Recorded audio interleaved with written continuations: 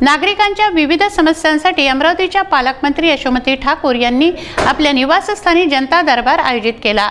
यामध्ये ठाकूर यांनी नागरिकांच्या समस्या ऐकून तिथेच सोडवल्या।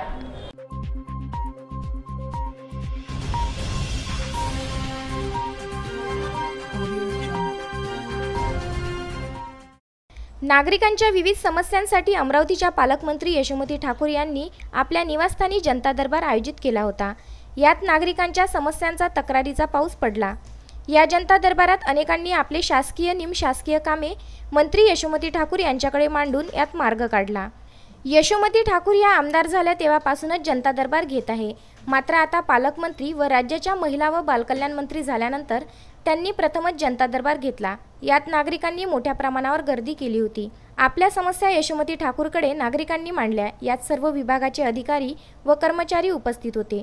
सर्व नागरिकांच्या समस्या पालकमंत्री ठाकूर यांनी ऐकून घेत त्या तेथे सोडविल्या।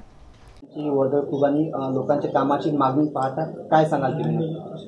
आम्ही कामं करायसाठीच आहोत ना। जनता दरबार तसं तर मी नेहमीच जनता दरबार घेते आणि विधानसभेच्या आधी आमदार असताना देखील मी जनता दरबार दर सोमवारी घ्यायची। पण अर्थसंकल्पानंतर आज पहिला सोमवार आहे आणि लोकांची कामं झाली पाहिजे। बरेच दिवसापासून लोकांच्या जिव्हाळ्यातल्या मंडळींची भेट नाही झाली। या निमित्तानं त्यांच्या कामासाठी त्यांची निवेदनं सगळे 8-15 दिवस त्यांची मग फॉलोअपमध्ये थोडीशी वेळ जातो।